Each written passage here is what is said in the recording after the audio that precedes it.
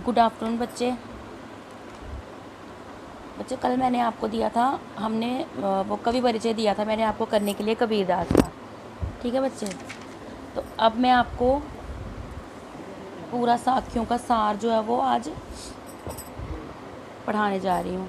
ठीक है, जो ये दिया कि पाठ में संकलित साखियाँ कबीरदास जी ने लिखी हुई हैं। ठीक है कबीरदास द्वारा रचयिता हैं ये कबीरदास।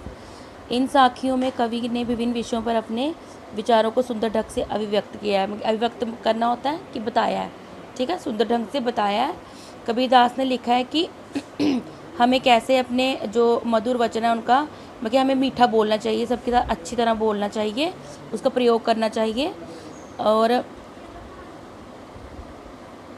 दूसरों को भी सुख का अनुभव हो कि हम किसी के सामने अच्छा बोलेंगे तो दूसरे को भी अच्छा ही लगेगा। ठीक है, उनका मानना यह है कि ईश्वर प्रत्येक के हृदय में विराजमान है, कि सभी के हृदय में है, भगवान सबके मन में है, किंतु मनुष्य कस्तूरी मृग की तरह उसको इधर उधर ढूंढता रहता है। कस्तूरी मृग जो होता है, जैसे जो हिरन होता है ना, उसकी नाभि में कस्तूरी होती है, लेकिन वो क्या करता है, कस्तूरी को उसकी खुशबू से उसको इधर उधर उसको ढूंढता है। ठीक है, उससे मनुष्य जो है वो उसके अंतर मन में भगवान जो विराजमान है, लेकिन उसको वो इधर उधर जो है वो ढूंढ रहे हैं।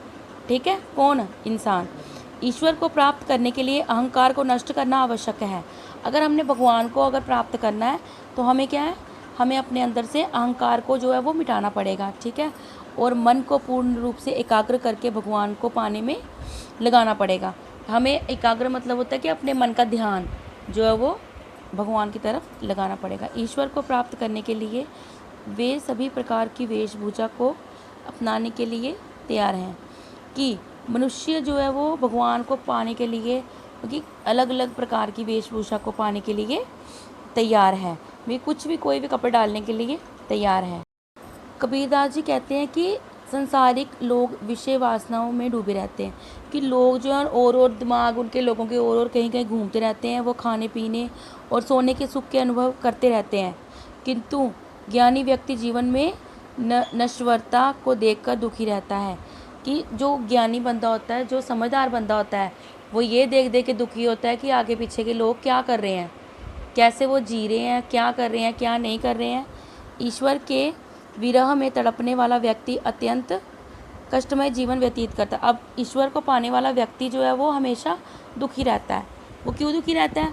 क्योंकि उसके दिमाग में हमेशा भगवान को पाने की जो है वो इच्छा रहती है। उसका मानना है कि मनुष्य को अपने आलोचकों को भी आसपास ही रखना चाहिए। जो ज्ञानी बंदा होता है वो ये सोचता है कि जो लोग उससे घृणा करते हैं, उससे प्यार नहीं करते हैं, उनको भी उसने अपने साथ संजो के रखना चाहिए। हमेशा उनके साथ भी वैसे ही व्यवहार करना चाहिए जैसे वो अपने चाहने वालों के साथ करते हैं। क्योंकि निंदा करने वाला व्यक्ति के सभी दोषों को दूर कर देते हैं। उनके अनुसार वेदों, उपनिषदों और ग्रंथों को पढ़कर कोई व्यक्ति विद्वान नहीं हो सकता। अब कबीरदास ये कहते हैं कि जो लोग ज़्यादा किताबों को पढ़ते हैं, वेद पुराण पढ़ते हैं, ये इधर उधर के मन में अगर उनके कपट है तो वो ये सब जो है वो उनके लिए नश्वर है, सब कुछ गलत। वो कबीरदास कहते हैं कि अगर हम किसी के साथ अच्छा बोलते हैं, मीठा बोलते हैं, अच्छा रहते हैं, किसी के लिए मन में पाप नहीं रखते, तो हमेशा वही मनुष्य जो है वो सभी वेद पुराणों की हर चीज़ों की जो है वो प्राप्ति करता है। ठीक है बच्चे। देन आफ्टर कबीरदास जी कहते हैं कि जो व्यक्ति ईश्वर प्रेम के मार्ग पर चलता है, कि जो व्यक्ति हमेशा भगवान को मन में रख के सभी के साथ प्रेम के साथ रहता है, वही विद्वान बनता है। वही व्यक्ति है जो उसको सब चीज़ों का, वेदों का, उपनिषदों का, ग्रंथों का जो है उसको ज्ञान होता है। ठीक है। अंत में कबीरदास जी अत्यंत क्रांतिकारी स्वर में कहते हैं कि ईश्वर प्रेम के मार्ग पर चलना सरल नहीं।